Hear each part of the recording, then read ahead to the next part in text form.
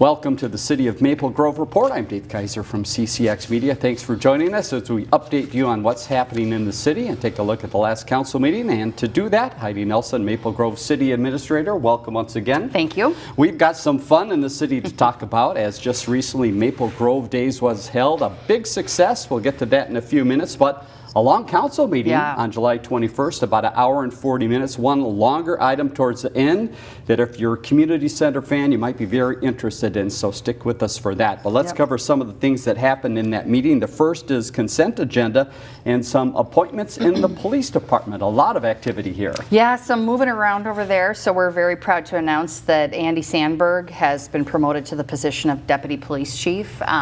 This has been a position that we've been working on for a number of years just to kind of help carry the administrative load in the police department. Andy's a 20-year veteran of the department, currently had been serving as a sergeant in the investigations unit.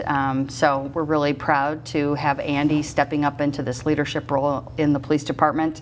And then to backfill his role as a sergeant, Dave Goggins, who's been an officer with the department for many years, is being promoted to sergeant. So some good new leadership coming from within in the police department. And then we just had a number of police officer hires, which is a good thing. We're always kind of chasing that to get up to full staffing. And so some good promotions here and appointments for the police department. One other item from consent, and that was Lakeshore Townhomes Extension. Give us a little history on what that is and what was discussed. Yeah, so this is a common bond project. It's right along Rice Lake Road, and it's kind of between Rice Lake Road and Rice Lake. Project's been there for, a number of years, over 20 years. It is an affordable housing project, so it provides, that part of our housing continuum here in Maple Grove. So they had received some dollars from Hennepin County to help support their operations, but also make some improvements to their various projects throughout Hennepin County. So that required us to kind of extend that restrictive covenant on that being an affordable project. So just questions about, the tax status that they're in. They do have a different tax classification as affordable housing, and they pay a lesser rate there. It's called 4D tax classification for affordable housing projects. So a couple different motions here that started and failed, and then it did get approved on a 3-2 vote. And then later in the meeting, there's a similar item on EDA, because both the council and the EDA needed to approve this, and that one passed kind of on that split vote as well. So that will continue on, and Common Bond will be able to take advantage of that investment from Hennepin County. Very good. Moving ahead on the meeting from the 21st, next 3 public hearings. The first related to Broadway Pizza, and we have a change in ownership structure. Tell us what that meant. Yeah, so previously Gee's Pies LLC had been sort of the minority owner, and they stepped into kind of the full ownership model here. So just needed to kind of change that structure on that liquor license. And then also held the hearing for the Northern Tap House liquor license. Of course, they're going into the Red Lobster space right there on Elm Creek Boulevard. So that's exciting to see. And then we do have a planning item later in the agenda that deals with kind of their patio and exterior improvements.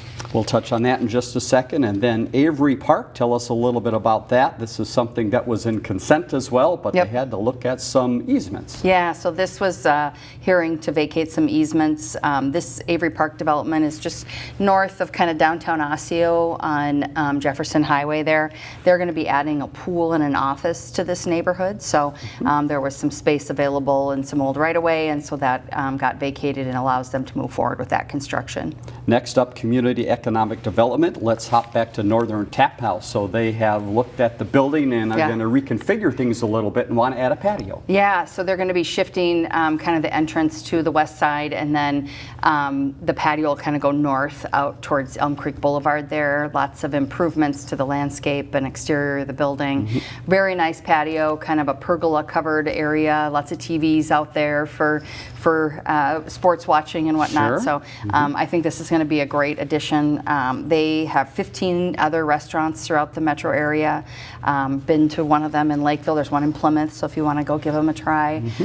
Great food and great service. So we're really looking forward to Northern Tap House joining the restaurant capital of the world here in Minnesota. I guess And restaurant also- capital of the state. Yes, there you world. go. Next up, back to the gravel mine area. A lot of excitement here as far as development. Tell us about the next piece of land being talked about. Yeah, so this is just kind of north of the new BAE Systems project there that runs along 694. This is 7401 Kilmer Lane. LSC Communications is there. This will be kind of on the back side of that building, kind of round out that corner there. So a nice addition. We've had great success out there in the gravel mining area with these sort of office industrial type buildings, great businesses coming to town. This could accommodate 4 businesses, but they're really looking kind of for a single tenant here. So this is currently being built speculative, but they're hoping to land a tenant as they move towards construction. This one's being done by RJ Ryan. All right, we'll keep you up to date on that area, and let's talk about a little housing coming to the area of Maple Grove as well. This is up by the campground. Yeah, so another development in the northwest quadrant of Maple Grove. So this is a 76-lot single-family subdivision on about 30 net acres of land up there, just north of the KOA campground along County Road 101. This is just concept stage plan at this point and zoning. So they'll have to come back with their development stage plan with a lot more detail, grading plan, those types of things. But yeah, so this is, another significant piece of land up there. It's just kind of due west of the Hindu temple up in that area. So we see a lot of development activity up in that northwest quadrant. And then, with 610 getting completed later this fall and kind of the road continuing out across the fields to County Road 30, I think it'll open the door to additional likely residential development out there as well. So some commercial industrial closer to that, 610 94 interchange area. So this one got approval for concept stage, and it'll come back in the future for a development stage plan. Very good. And then you mentioned that we went to the EDA for a short bit to talk about Lakeshore Townhome once again, what was talked about earlier in the meeting. Now to upcoming items for Community Economic Development. Planning Commission coming up on the 28th. What's on the agenda? Yeah, so we're really excited. This is Lifetime Fitness's new club up off of just kind of north of the hospital, west of Home Depot there, just south of 610. So they'll be on the Planning Commission agenda for their new club on the 28th of July and then in front of the council at our next meeting on August 4th. Next up, engineering update and public works. They have a road area to talk about that is almost done. Where is that and what's the excitement? Yeah, there's been a lot of impacts of construction. Maple Grove Parkway, County Road 81, Fernbrook. This has long been a plan to kind of shift that Fernbrook alignment to Maple Grove Parkway. So that piece of it is open today. If you drive Maple Grove Parkway, you can go straight across now, 81. It kind of curves up through that development and then eventually connects with Fernbrook. So that segment of Fernbrook from where the new Maple Grove Parkway extends south is now vacated, and that goes away. So a lot of questions about, why take out a road, those types of things. A lot of it has to do with, county spacing guidelines. County Road 81 is a county road. Maple Grove Parkway is now a county road. The southern segment of Fernbrook that goes in front of Maple Grove High School is now a city street. That will get a project in the next year as well in front of the high school. So this really becomes sort of the extension of that county road, Maple Grove Parkway to the north.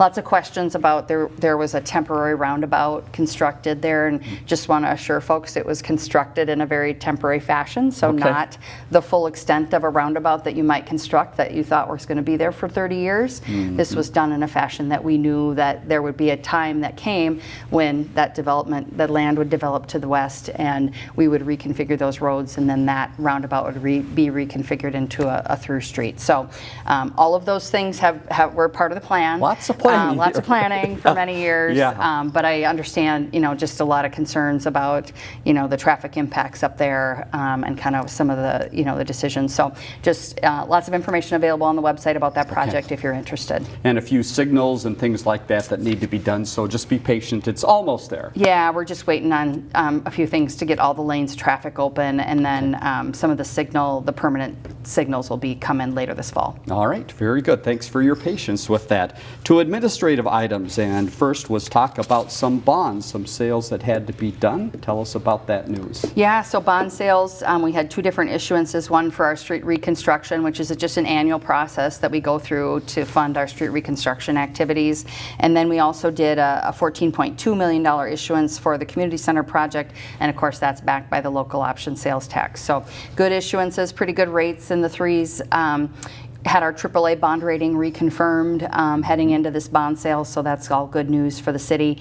So that's those bonds will get issued here in the coming weeks. Speaking of the community center, here comes the longest item of the meeting, about 45 minutes discussion about the community center phase 2. And if you love to look at drawings, this was the place to be. Tell us about what they talked about and what the thought is moving forward now. Yeah, so this was the approval of schematic design, which is kind of the first step in a design process. You go through schematic design, then design development, and then eventually move into construction documents in a development or design process. So this is a pretty big step to get schematic design approved, and this really tries to just lay out all the spaces, kind of set what the square footages of those spaces will be, the organization, the flow of the building, how things will work, that type of thing. So not a tremendous level of detail. That's kind of our next phase with design development, but you really get a sense of kind of what we're trying to do with this building and how uses will be kind of laid out in the building. So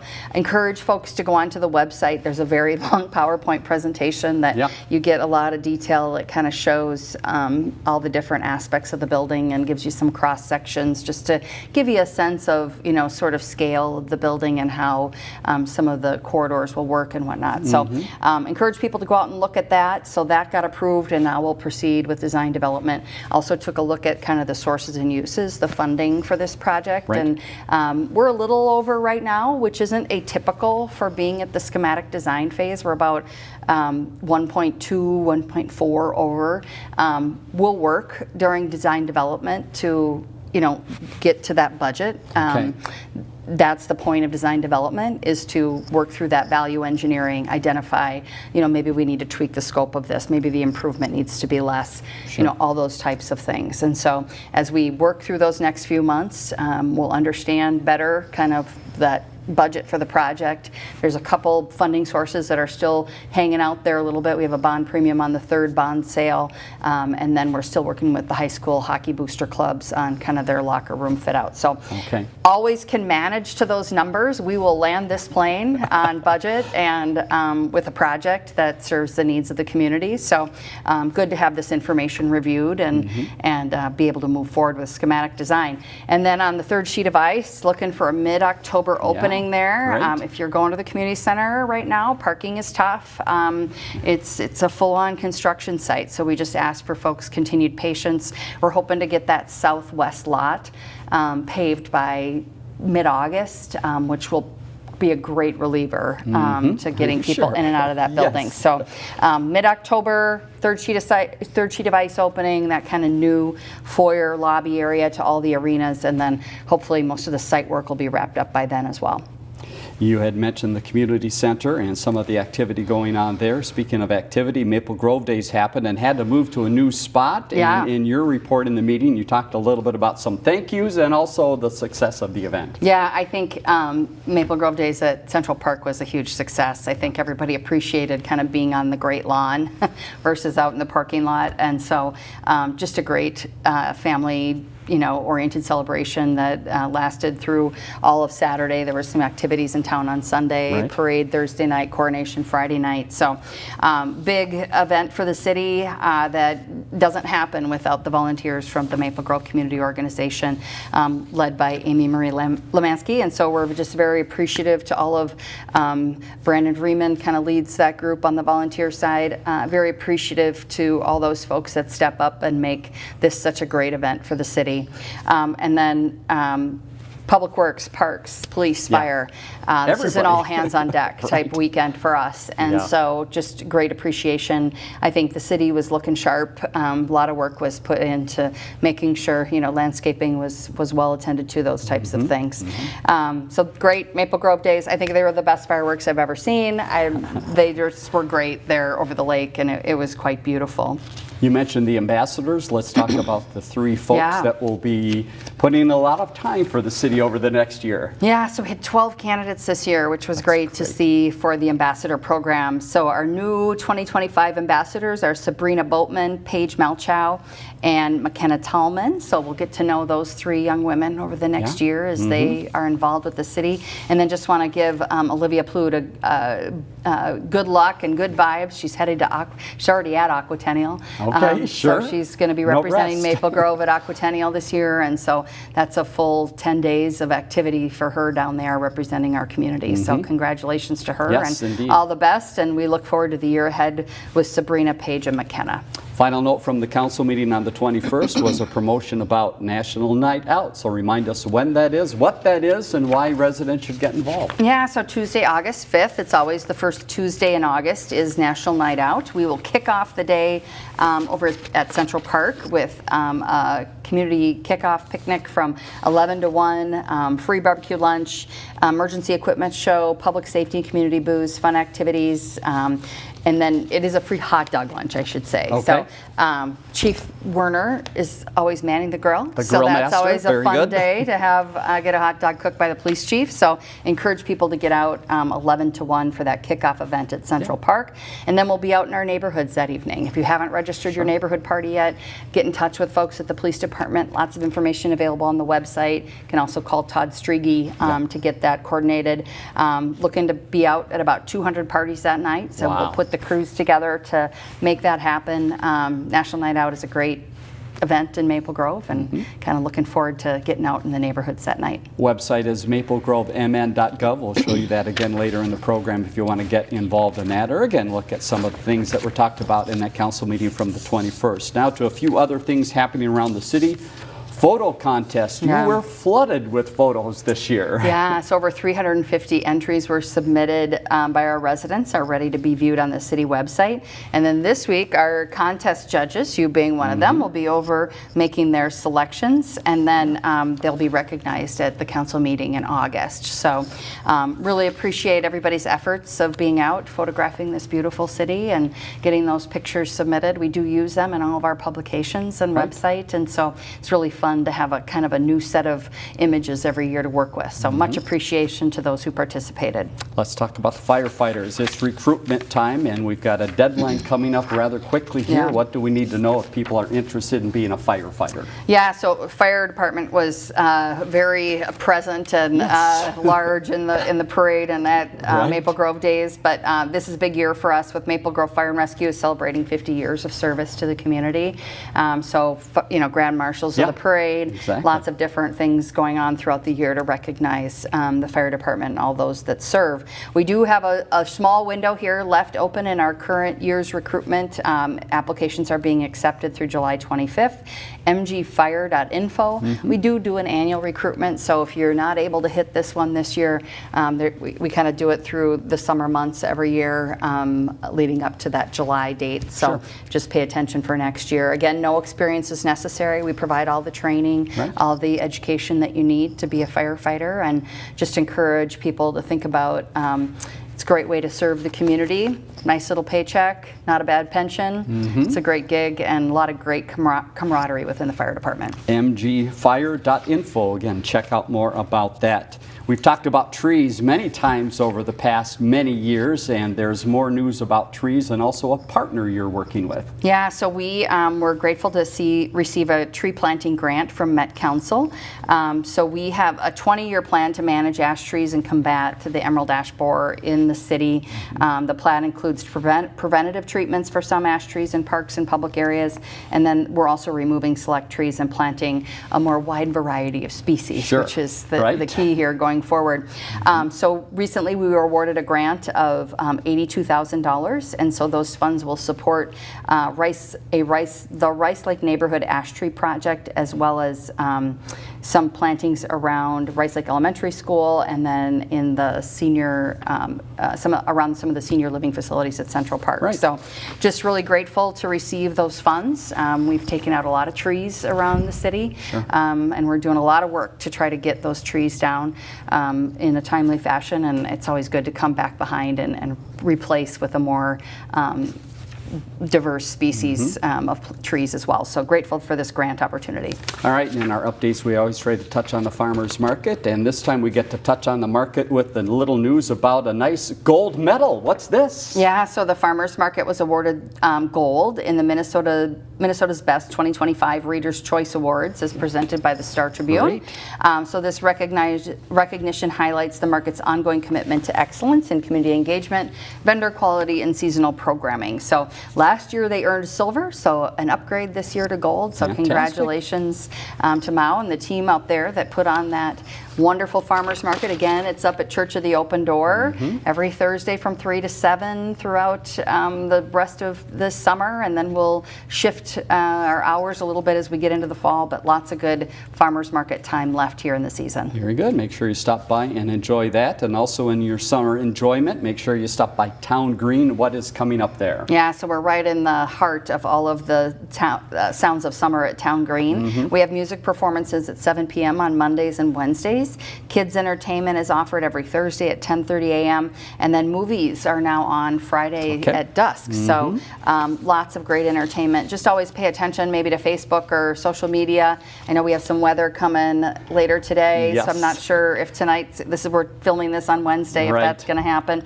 But and then just of note, on Wednesday nights, it's the Foods and Grooves event, Mixed Sterling Concert Series, sponsored by Maple Grove Rotary, food and beverage out there.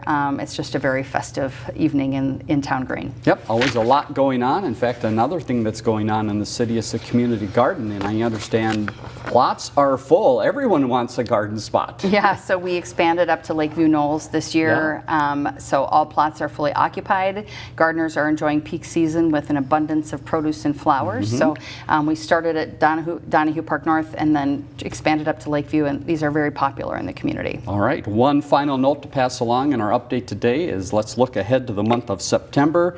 We've got Rockin' the Grove coming up. What is that? Yeah, so Saturday, September 13th is the annual Lions Maple Grove Lions Club Rockin' the Grove event over at Central Park again.